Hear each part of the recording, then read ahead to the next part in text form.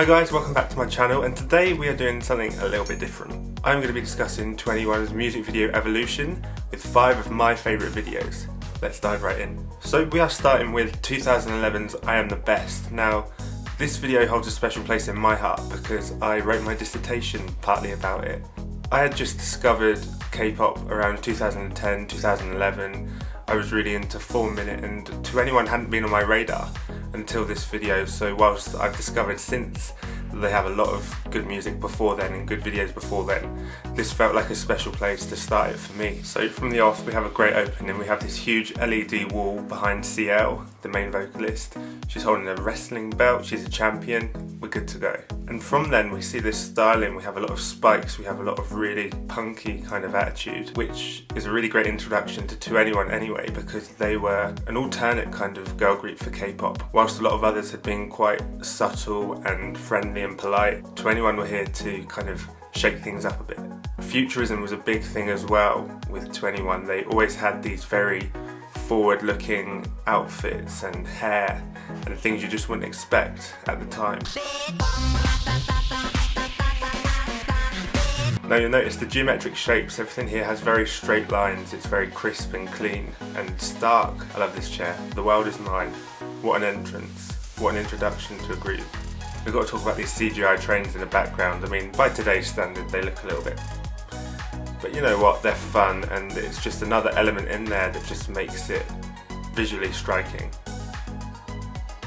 I can't deal with these bracelets either. Could you imagine even trying to do anything with these bracelets? It reminds me of the long fingernails that you just can't do anything with. These bracelets will just clunk off of everything. Once again, you've got the diamond, you've got these geometric shapes, and it just exudes luxury. And now they're smashing up all their awards. I mean, relatable. If I had a stairway full of awards with all these kind of real glass cabinets, you kind of get that cat-like reflex where you just want to smash everything. This pyramid, there's so much going on in this final choreography scene. You have the LED pyramid, you have all of these women drumming, and it's just breathtaking. Like, wow. Once again, it's got that very futuristic vibe. It's almost like they've been kind of stolen onto a spaceship and we don't know what's going on here, but they're looking good, whatever's going on. I can't even talk about the hair, I don't know what's going on. CL has devil's horns, we have a little bob going on, we have this Johnny Bravo anime character in Dara, and they've all got machine guns. I mean, as if the video wasn't explosive enough until now. Now things are really exploding. It's like, ooh. I love that. So I guess my reasoning for picking that video, in 2011, I believe 21 debuted in 2009, so this had been a couple of years of growth. And I think for me this was their first video, even looking back, that really made an impact on me. The choreography is really, really clean. The styling is brilliant. The set design, of course, is amazing. And for me it was just a really punchy opening and introduction to the group. So the second video I'm going to look at is Kiriweheo, Missing You, which was brought out in 2013. This is a lot more subtle in some ways. It's dealing with the breakup of a relationship. It's very abstract still, very conceptual, but it has real emotion behind it. It's a sad track, obviously. Missing You. I really like the contrast between the dance scenes with the masked character. He has this kind of mirrored mask on and he's thrown himself around the floor and really, really getting into that vibe. Whilst the girls, the group are kind of mannequins. In each setup they are still, they are sorrowful. Their styling is of course impeccable. This guy's putting the mask on, it's really embodying the lyrics. It has a very cold vibe to it, the colours are very desaturated, which I guess really works nicely with the concept. I also love the composition and the framing in this video. There's a lot of shots that have a lot of headspace, or they have this character in the foreground. And I don't know if it's quite as on the nose as like thinking space and room to breathe perhaps, but you notice it and it really has an impact. And I think Dara's setup in particular is really, really striking. That red, it just comes at you full wave, and obviously CL's with the Roman numerals on the floor, and she is lying in that space, and again, she's not using that space. It's almost as if she's trying to just stay pristine in one place. The relationship's folded, it's gone, and there's not much she can do about it. The floor that the masked character's kind of dancing around, it's almost chess pieces, they're playing the game of chess. I mean, a little bit more on the nose later when Dara flicks down the chess piece. But it is that game of who's winning and who's losing and what can be done to rectify this situation. I'm really impressed again by the LED wall. There's like an LED painting by CL, which could be the master character. It's someone without a face, upside down, the whole world's upside down. There's a lot of metaphors in here, or maybe I'm reading into it a little bit too much. But again, very visually striking and a huge shift in tone from the last video. If our love ceases to be, that's the end of the world for me. And once again, Bomb's walking in with a red jacket, red coat, and I think as the video goes on there's more colour perhaps, and it really is representing that dangerous atmosphere. The passion of love could obviously be red too, but I think for me it's more of a warning sign. Perhaps the warning's too late. There's not much that can be saved from these relationships. And I just love looking into these videos and thinking, why have they used these colours? Why have they used this styling, these props? Because nothing's by accident, we know that. So why did that video make it on the list? As I say, it's a huge shift in tone from I Am the Best. Missing You also has a special place in my heart because I heard it for the first time when I was walking around Kiev. It was my first trip really on my own, and I was listening to a lot of different music and I was going around, didn't really know anybody, and so for me it had that poignancy to it. It felt almost alien and it really kind of hits you in terms of the emotion. So that was a really, really important video for me to put on here. For the third video I picked I Love You. So one thing I really love about this video, in advance of looking into it properly, is there's another common thread going through. The idea of the lotus flower and the freedom that comes with knowing who you are and knowing kind of what you're about. And still, whilst it's quite abstract and conceptual, and obviously it's visually striking like all of the other videos, for me it really nails that emotion. And I think K-pop videos in general, especially these kind, really use emotion as the starting point and build around that. The performance and the lighting in particular in this, with all of the different coloured lights and stained glass windows and things, really elevates the production value. And if this isn't one of those videos that just has those moments where you're like, wow, I mean, Minzy turning around with that umbrella and revealing the just intricate design, and the intricacies really flow through all of the props and art direction in the sets. CL singing to a chair, and again it has that very mysterious, enigmatic feel to it. It's almost like something else is missing.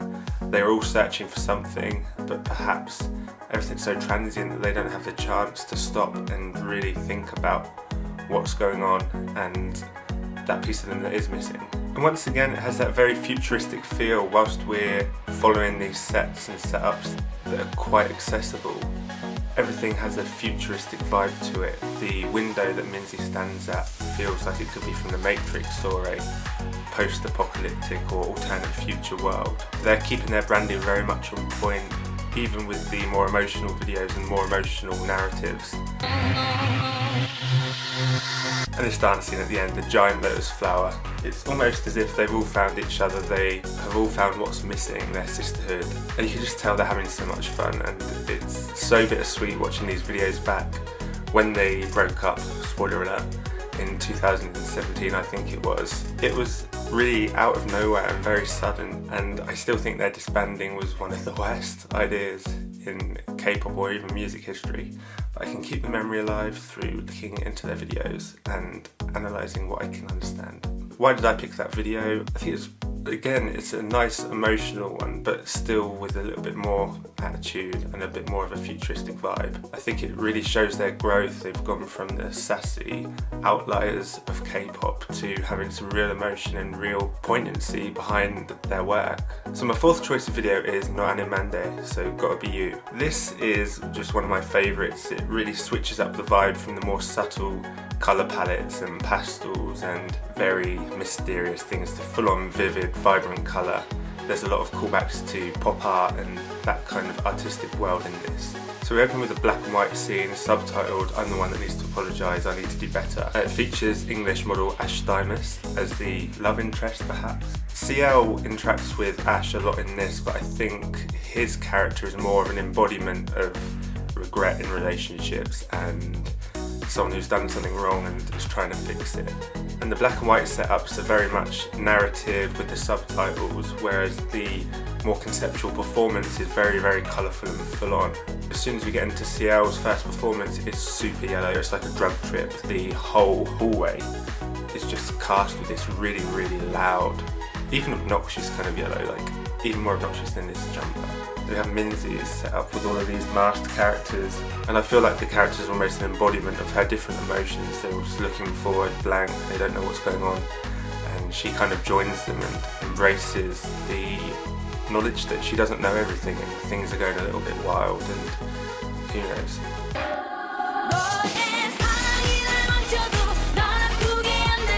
I really love all of the different quotes, and they're all in English, I think, to make it more accessible. The music's in Korean obviously, but the English quotes really represented this time. I believe this was 2014. They were really, really trying to break through, so perhaps English words in there, perhaps make it more accessible for a Western audience. These loud greens and loud yellows are very difficult to work with as a cinematographer. I mean, I'm not a cinematographer, but I know that these loud, vibrant colours can be absolute hell to kind of restrain. So I think it is that very vivid, very vibrant, overwhelming emotion that's being visualised here. I don't think zooms are used enough anymore. I love these little zooms in and out. I know that Sophie Miller uses them very well in the UK, US music video industry, and I really like that they embrace the playful nature. A lot of the composition in this is whip pans and zooms, and it really adds that energy and vibrancy to it. And once again, these very bold pop art kind of typography, it really adds a different layer. I think when you look back to I Am the Best, where everything was clean lines and geometric, this is much more playful and creative, and it really shows a new kind of set design art direction for 2NE1. And I love the idea that this guy is almost watching security camera style. It's not voyeuristic or anything like that. It's almost as if he's finally getting the chance to see the whole picture, whereas perhaps through the peephole we can only see bits and pieces. Not quite sure what this race car, kind of wet race car in the rain setup means, but it's very visually striking. It adds a huge amount of production value, and it's perhaps a step back from the very vivid, very vibrant colours. It's something a little bit more subdued and accessible to the audience. So I think for me, including Gotta Be You was a choice that I made for the fact that it is a huge step up in production value. I believe it's a different angle, a different perspective on the group and their visual. It's very vibrant, very vivid, and it still has that emotional thread to it. It's just loud and in your face, and you just can't ignore it. So the final video I'm going to look at from 2NE1's videography is Goodbye Annyeong. It's their last video. They made it as a threesome after Minzy left the group, and I believe that CL actually wrote the track in response to Minzy leaving the group. They made this video and track, released it for the fans. It's all in black and white. There's a lot of nostalgia in it. There's huge screens of old footage from their life. It kind of interweaves real life into these more conceptual performances, and I think it's probably their most poignant and heartbreaking video in their collection. We start with a lot of candles, really, really bright highlights, almost 80s-esque in its cinematography. It feels very much like a vivid memory. It has that emotion from the offset.